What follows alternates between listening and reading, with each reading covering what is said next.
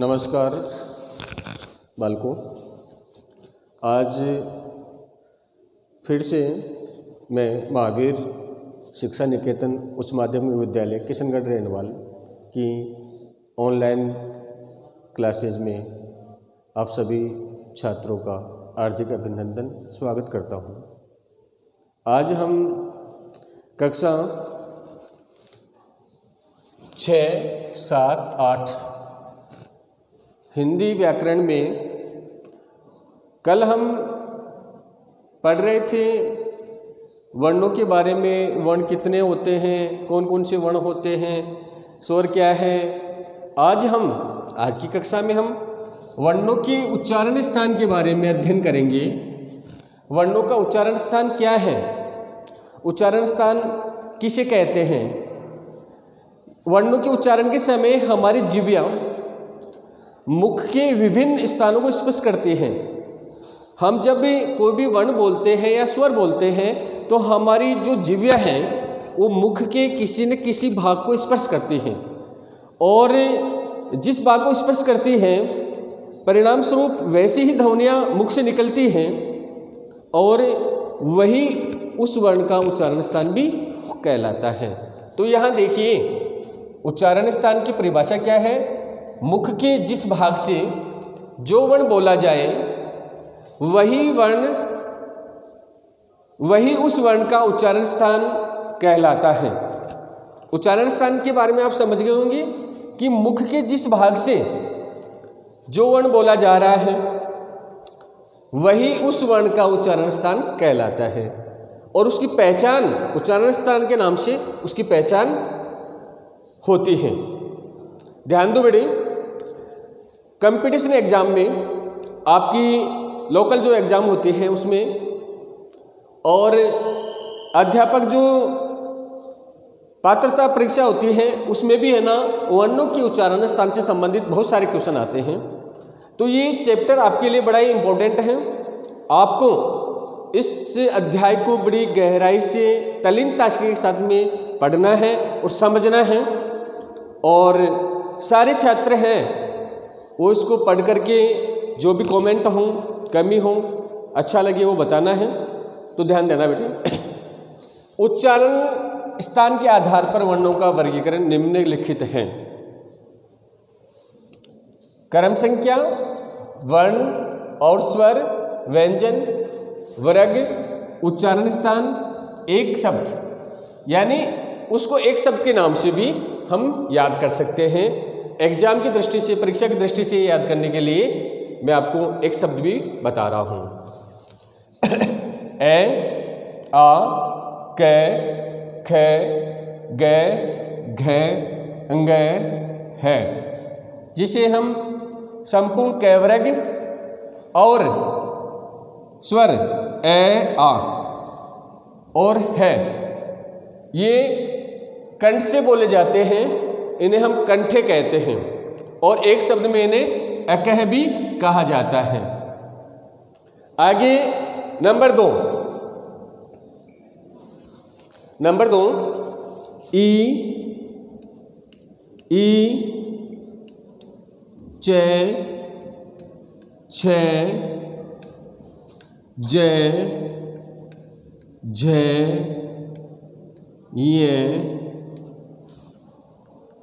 ये चैवर्ग, और साथ में ये स,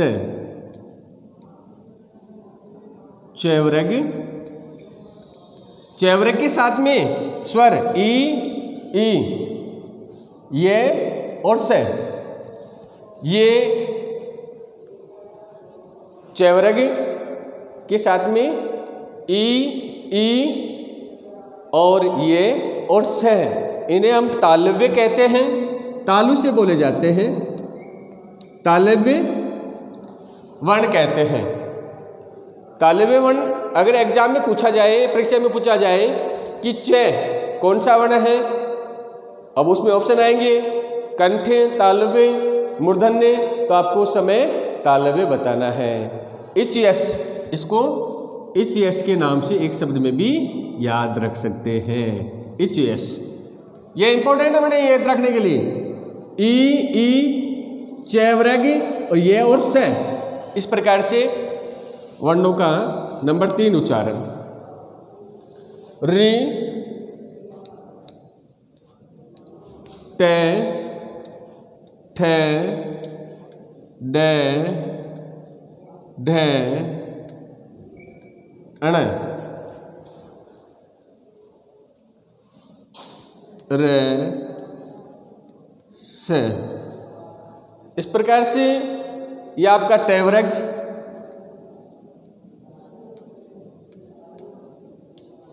और साथ में री और रे और से, इन्हें हमें मूर्धास्य बोले जाते हैं, इसलिए हम इन्हें मूर्धन्य वर्ण कहते हैं। क्या कहेंगे? मूर्धन्य। परीक्षा में पूछ सकते हैं, टे वर्ण है, उसका उच्चारण स्थान है मूर्धा, मूर्धन्य, तालव्य, कंठ, ओष्ठ। तो आपको याद रखना है, ये टे है, टैवरग, संपूर्ण टैवरग है वो मूर्धन्य मूर्धास्य बोला जाता है। इसमें री, एक शब्द में री टे रस, रिटरस के नाम से भी याद रख सकते हैं हम। नंबर 4 ए आई, ये तो स्वर है और साथ में ही ते, थे, दे, धे, ने। ते, थे, दे, धे, ने और ले। अब देखो से कौन सा बच गया? ये से, ले से। इसको हम तैवरग के नाम से भी याद रख सकते हैं। संपूर्ण तैवरग ए आई, ले और से, ये आपके दंते वर्ण है। दंते वर्ण है, दांतों से जीभ या दांतों से टकरा करके बाहर निकलती है ध्वनि। इन्हें हमें एक शब्द में एतलस भी याद रख सकते हैं। एतलस एक शब्द है, वो इंपॉर्टेंट है आपके एग्जाम की दृष्टि से, आप उसे शॉर्ट में याद रख सकते हैं। शॉर्ट ट्रिक है। आगे हमें नंबर 5 है आपका स्वर में ऊ,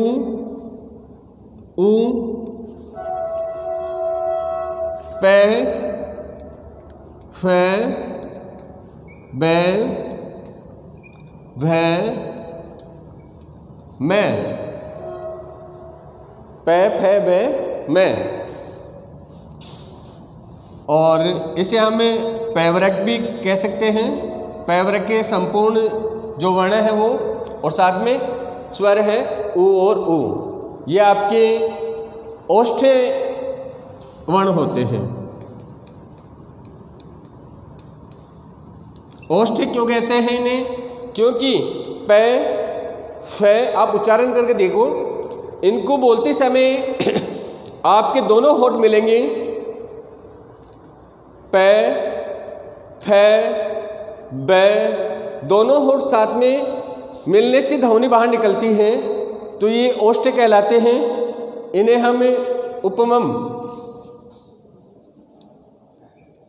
एक शब्द के नाम से भी याद रख सकते हैं। इस प्रकार से कैसे लेकर के मैं तक के जो स्पर्श व्यंजन है उनका ये उच्चारण स्थान है कंठे, तालवे, मूर्धन्य, दंते, ओष्ठे।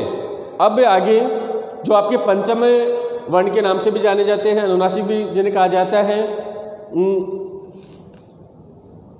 ण,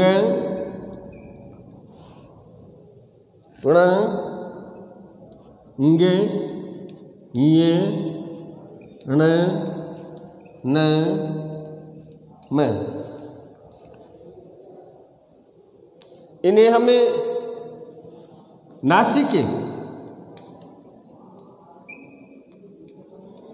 नासिक वर्ण भी कहते हैं।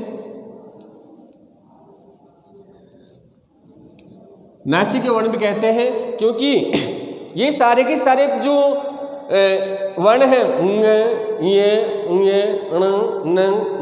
ये सारे के सारे है ना, ध्वनि है ना नासिका से निकलती है, नाक से निकलती है, और जब नाक से ध्वनि निकलती है तो उनका उच्चारण स्थान है नासिक के।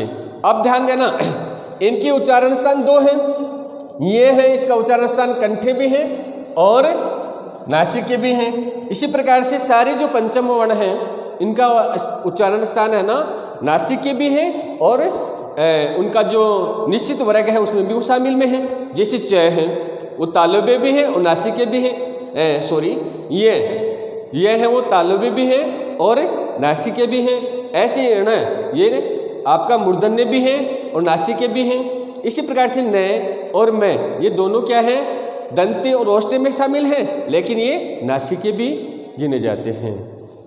ध्यान रखना इंपॉर्टेंट है बेटे।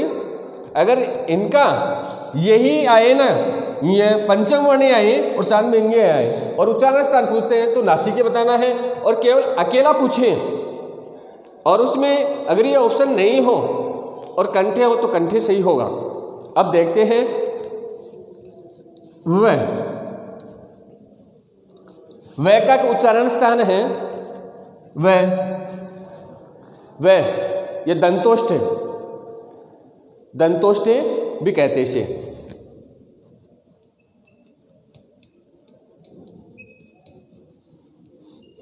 क्योंकि वह है दंत और ओष्ठ दोनों से बोला जाता है।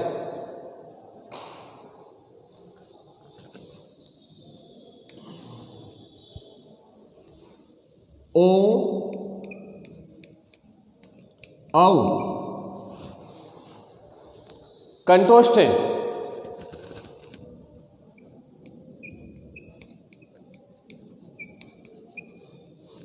कंठ और ओष्ठ दोनों काम में आते हैं, इसलिए इन्हें कंठोष्ठ कहते हैं।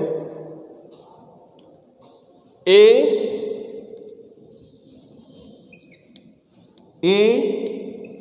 आई ऊपर भी आ चुका है।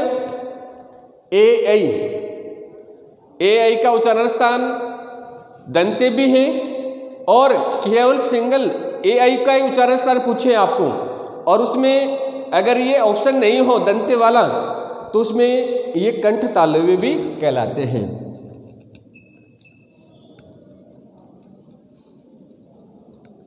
कंठ तालव्य भी इनको कहते हैं।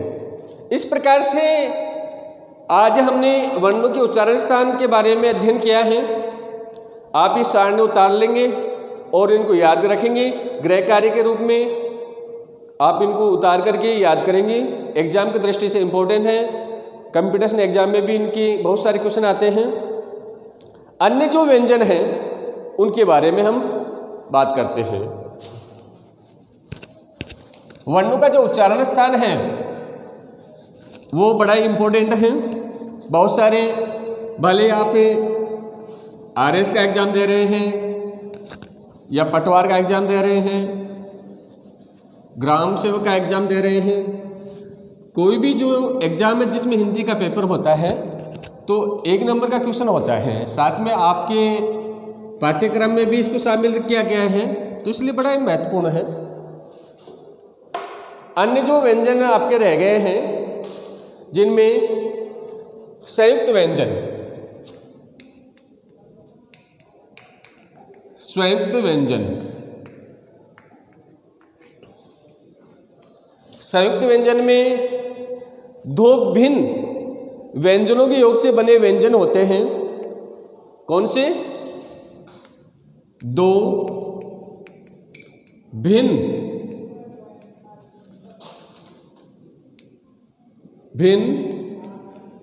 व्यंजनों के योग से